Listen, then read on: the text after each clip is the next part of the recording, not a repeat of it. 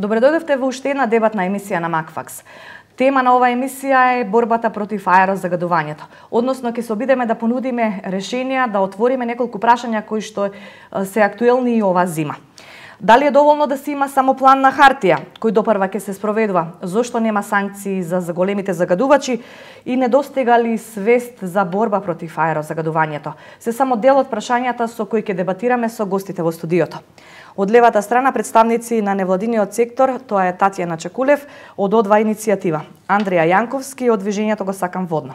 Од десната страна, да кажам, представници на власта, Маја Морачанин од партијата на Зелените дом и Никола Наумовски, шеф на кабинетот на градоначалникот на град Скопје. Најпрво ви благодарам што дојдовте и се одзвавте на оваа дебатна емисија. Фала на поканата. Благодарам на поканата. Најпрво ќе отвориме со невладиниот сектор. Вака, знаеме дека имаме план кој што беше презентиран пред околу 1 месец. Во него има конкретни десетина решенија, ако не се лажам. Клучното во него е дека тој ќе се спроведе за 2 години и проценката е дека воздухот ќе биде почист за 50% во наредните 2 години. Вие од невладините организации, посебно од оваа иницијатива, излеговте со, да кажам, конкретни забелешки на планот и кажавте што е она што не е добро во него. Меѓутоа, прашањето е зошто реагирате отпосле на планот? Дали не бевте претходно консултирани, викнати да дадете своји предлози пред да се изготви оваа програма, односно овој план? Не, ние планот првпат го видовме кога беше објавен. Значи, претходно нас не беше презентиран планот, даден на увид, да кажеме, така да нашите забелешки се отпосле, затоа што ние го видовме кога се објави тој план. Не можевме забелешки да дадеме претходно. Тоа значи дека не бевте консултирани пред да се изготви ова решение?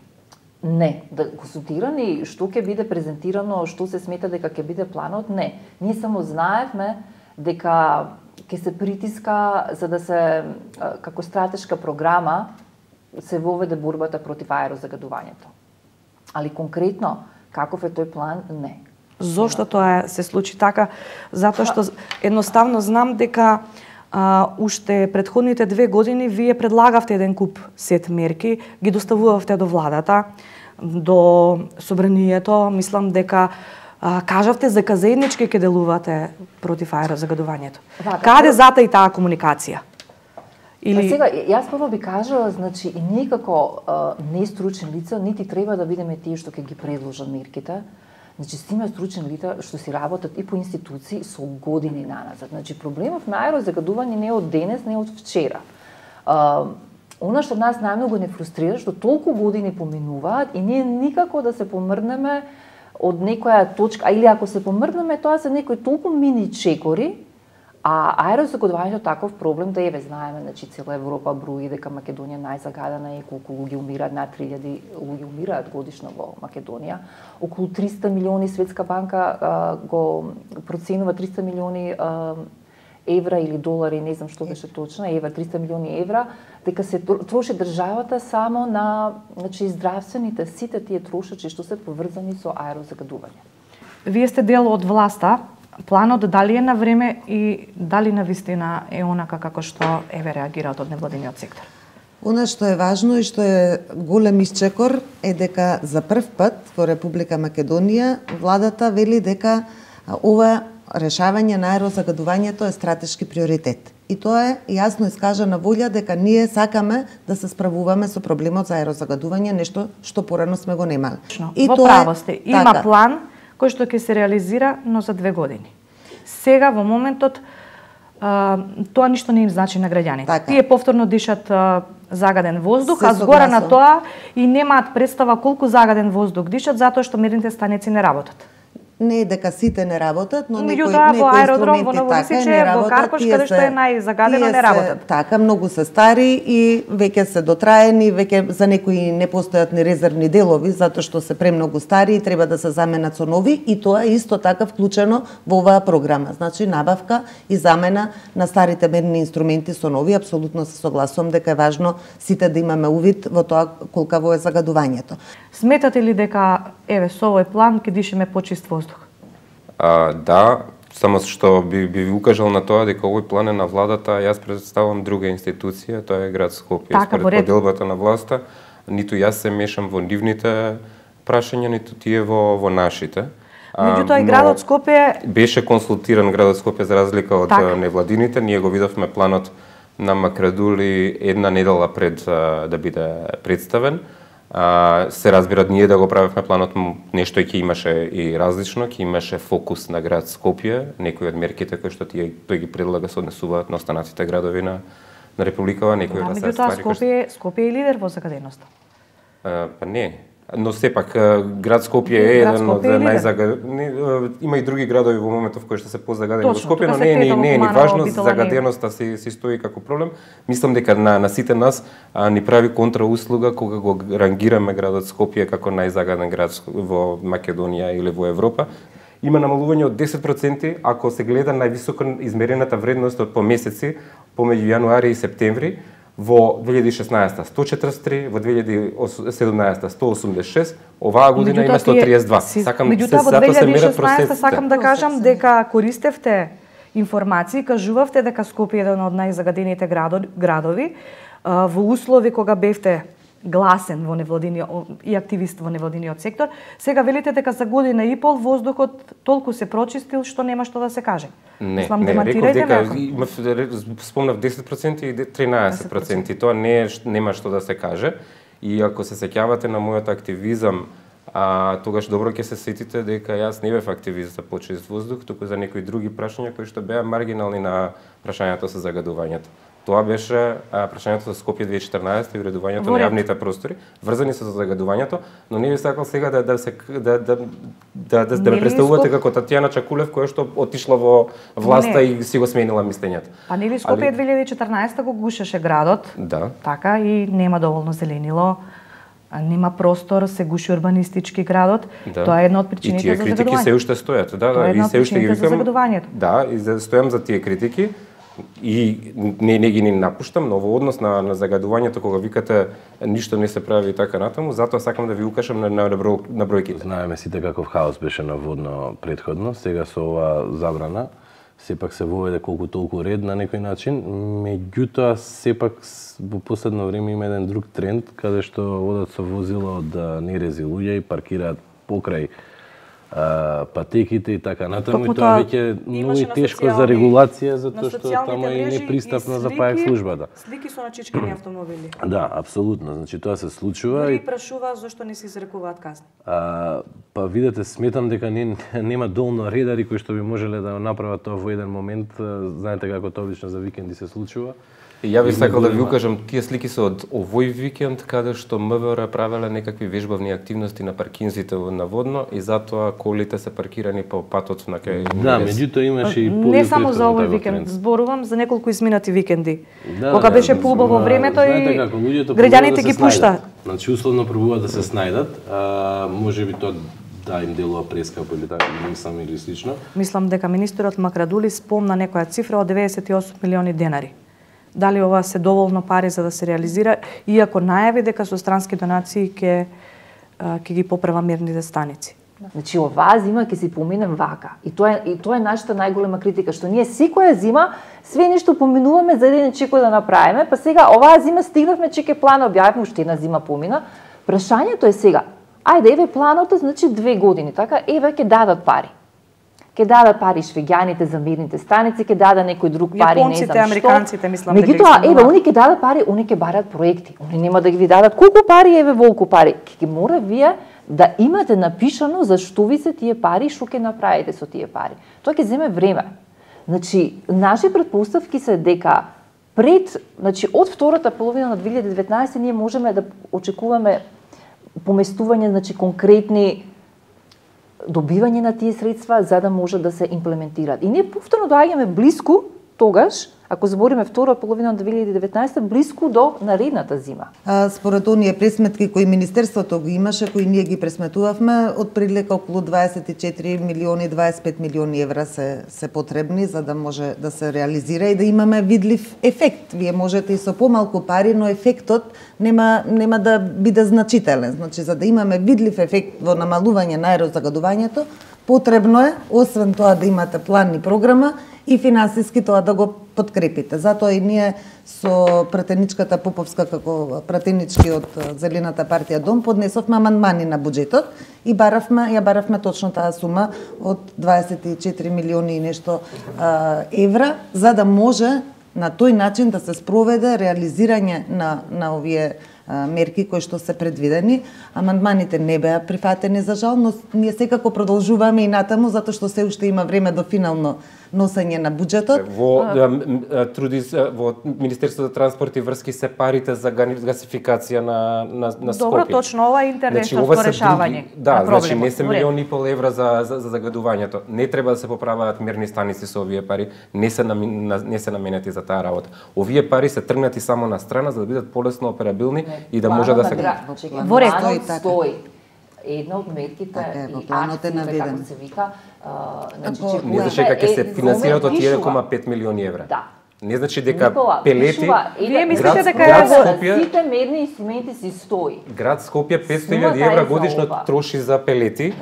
Само градот. И сега вие очекувате дека државата ќе потроши третина од тие суми за пелети. Јас кажувам, не, за мерни станици, не за пелети. Ти кажуваш. Значи, ова што пишува е вака напишано и стои на страницата на влада и стои дека еден од чекорите е комплетна замена на сите инструменти во сите мерни станици. Да, но не пишува дека овие 1,5 милиони евра треба да ги потргнат сите тие чекори. Дали е важно тоа? Проблемот не се решава. 1,6 милиона евра дека се издвоени и дека другите пари ќе се бараат од донации и така натака. Значи така стои. И дека рокот е 2 години.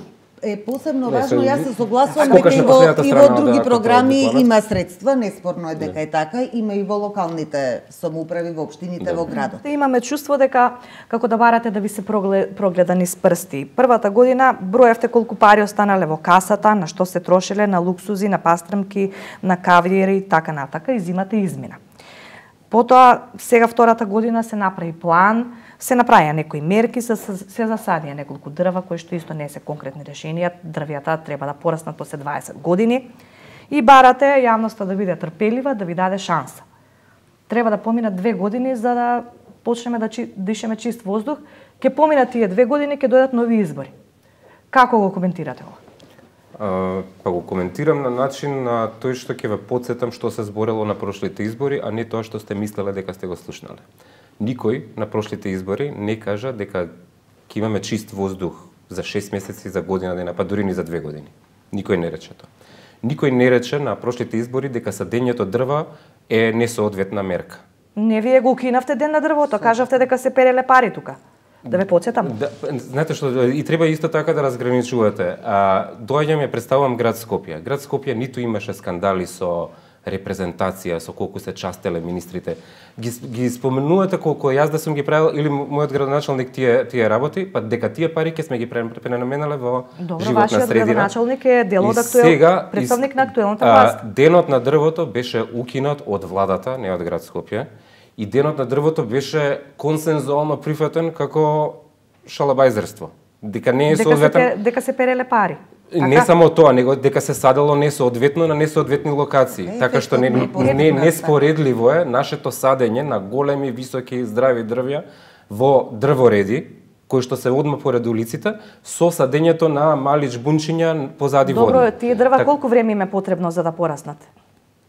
Пораснати се. Веќе имаат 5 метри. Нашите дрва кои што ги садиме сега, кои што можете да ги видите во дрворедите, се веќе 5 метарски дрвја. Невладините активисти по примерот на Западна Европа треба да одат од врата на врата и да ги освестуваат граѓаните и да им кажуваат колку е штетно за нивното дете што се греат на јаглен, на мазут, на нафта. Како го коментирате ова? Тоа што заменик министерот Макрадули кажал, ние додиме од куќа во куќа, и да ги информираме. Тој пример, така. Добро пример. Западна Европа така се прави. Западна Европа нас многу ни пречи кога ќе се даваат примери како е во светот и кога ќе се земаат вон контекст. Тоа е вон контекст. Западна Европа има сосема друг, значи главните проблеми на загадување не се од домакинствата, зборуваме за Западна Европа. Главниот проблем нив им е сообраќајот во Западна Европа. И тоа што таму одат граѓанските организации дигаат свест, тоа е затоа што нивото на загадување е сведено во многу, значи, прифатливи рамки и каде што тие можеби значи граѓански организации одат во тие останати куки што им се проблем или не знам.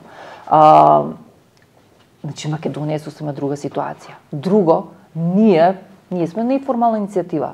Значи луѓето кои се учинуваат тоа неформална иницијатива имаат други работни места.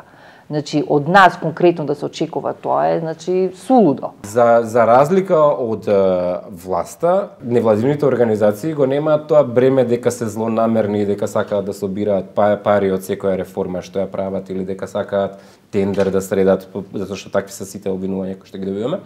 Ги немате тие бремиња. Вие можете да помогнете во едукација на луѓето, затоа што луѓето во Ново Лисиче, каде што се греат на дрва и на нафта, нема да бидат така склони да го слушаат градоначалникот или министерот кој што ќе им даде препораки. Ова е повторно добро. Значи тоа е генерализација вие ако конкретно ние сме избрале како ќе делуваме, на кој начин ќе делуваме. Западна Европа има средени институции каде што они се вршат својата работа. Ние во држава не наидуваме на така средени институции кои се завршуваат работата. Ние добро имаме план за чист воздух, со немање рокови, со немање кој е одговорен, со немање која мерка, колку пари ќе чини, како ќе се спроведе на 3 месеци, на 6 месеци, како ќе се мери реализација.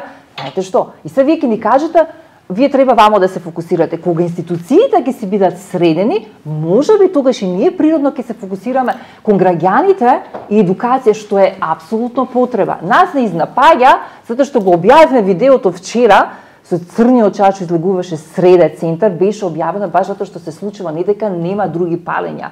Ова зборуваме за строг центар, спроти собрание, болница е тука. Значи, позицијата е битна, се случува тука и никој не реагира, а полиција имаш. Не сме ние инспектори, а приморани сме на некој начин да бидеме и да пишуваме представки, барања и така натаму. Не велам дека нема можеби добра волја, значи од власта, меѓутоа институциите внатрешно не се решени како што треба, значи има премногу мал број на инспектори. Не знам зашто точно тогаш се јавивме 4 инспектори за градежна. Во градежна инспекција. 4 инспектори, од кои што еден на боледување, 2 на одмор. Политичка партија од која што доаѓате, од која што сте избрани, не е важно. Меѓутоа сепак сте тука до градоначалникот кој што е од СДСМ. Тие велеа, ние имаме план, имаме решение, имаме програма, знаеме како да се справиме. Каде е решението? Каде е тоа конкретно решение? Сакате да ви ги читам сите 28? АД градски енергетски системи, субвенции за чистење лужици. Што, тоа веќе не... Тоа е веќе кажано. Па ме прашувате што? Сакате денеска ново нешто да некоја нова мерка да смислиме? А не мора да ги смислувате. Кажете што е она конкретно. Што е конкретно, Татјана, што треба да се направи? Еве, за ова зима, за ова зима, за да... Ама за ова зима е поминато. Ова зима нема што, значи тоа е за ова зима се прави од пред година дена. Значи ние сега ако зборуваме, ќе зборуваме што наредна зима ќе биде. Сега можеме само итни мерки да превземаме во итни мерки. А итни мерки според нас, ние сме го кажали тоа и остануваме на тоа, редукција. Итни мерки за да намалите сега загадување. Значи да кажете, индустријски капацитети на 50% да идат. Значи со 50% да работат, тоа е конкретно. Сообраќај 50% смалите, ете ви резултат. Домакинствата, што ќе правите, се ќе им кажете да не се греат? Посубвенционирате струја, платете им струја за тоа време, тие дена што ќе кажете. Да, тоа се ранливи категории социјални. Ама тие се итните мерки и ќе имате ли намалување во тие алармантни состојби? Ако добро се сеќавам, учеството беше 50% домаќинствата, 20% сообраќај, 20% индустрија беше 10% градежништво. Сега да го намалите, а да успееме да го намалиме за 50% да остане само на домаќинствата би било 50% Ама затоа треба да се делува на сите сектори. Апсолутно, треба да се делува на сите сектори, ама краткорочните мерки се тие што ги зборувавме сега. Субвенционирање, да речеме, тоест не субвенционирање, туку бесплатен јавен транспорт. Субвенционирањето ќе треба време додека да се сменат тие печки. Па не може тоа, не може. Краткорочните се тие. Јавен транспорт бесплатен. Значи, преводната оценка за краткиот рок е поминат, не е дека ништо не се направило. Мораме да се погрижиме да граѓаните, читателите, гледачите се ослободат од таа теза дека ништо не се направило за загадување. Меѓутоа, кога ќе влезете во Ново Лисиче попладне, таму е Чернобил. Мислам дека зборот повторно тоа е суд кој што е личен и впечаток, кој што е обременет со метафора. Чернобил. Што значи Чернобил? Дали Чернобил бил обременет со PM10 честички? Не, значи луѓе немојте да влегувате во судови кои што кажуваат нешто што воопшто не е точно, а го игнорираат проблемот и решавањето. Прашањето е дали е подобро, дали нешто сменето, дали некој камен од камен се помрднал и дали е тоа во прав правец. Дали е помрднато, еве, влезете во Ново Лисиче попладне, после 17 часот ќе видите како е. И во Горно Лисиче. И ако влезам и овдека ви кажам дека е подобро, дали вие ќе ми верувате мене или на вас, или треба да веруваме на мерната станица која што кажува тоа и тоа? Која што не работи. Добро, во другите кои што работат. Мерната станица не е дека не работи, дел од мерната станица не Па работи. таа што ги мери PM10 честичките. Инструментот работи на ректорат, дали ректорат е почист? Или во центар, дали е почисто?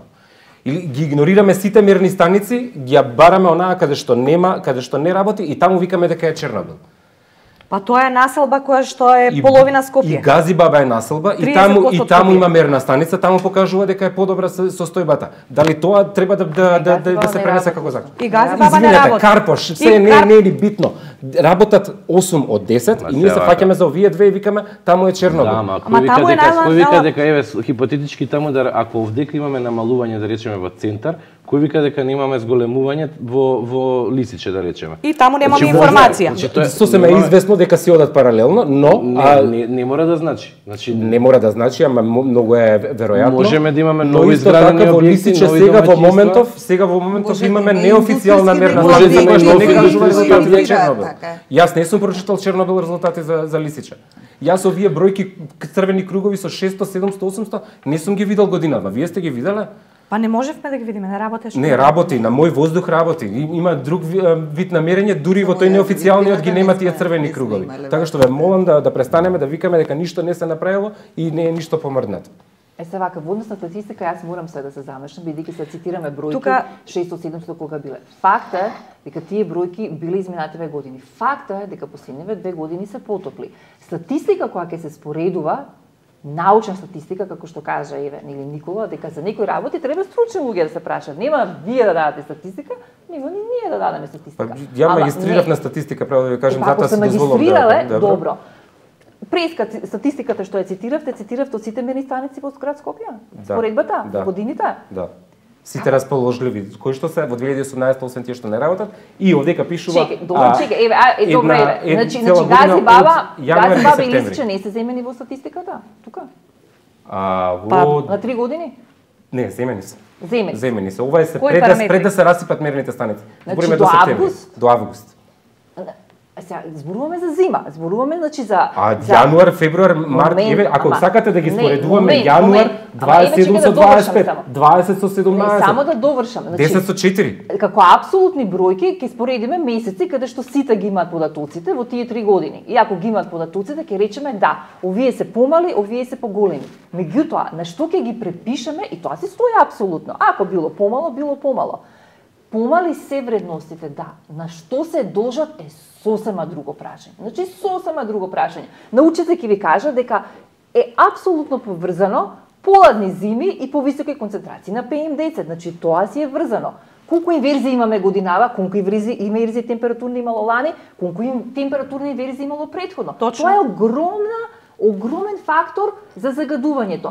Значи, ако одиме ветерот, значи не можеме ние да речеме... Сега сакате да кажете дека немерливите фактори... Мерливи фактори су. Инверзијата не е мерлива на ниеден начин. Како не е мерлива? Како се мери инверзија температура? Температурна инверзија, па прашате го УХМР Секираски што работи, он го има во својата апликација, кога одредува, кога настанува, кога има температурна инверзија. Не, извинете, нема, и ако има тоа нема за години наназад и не може да се споредува.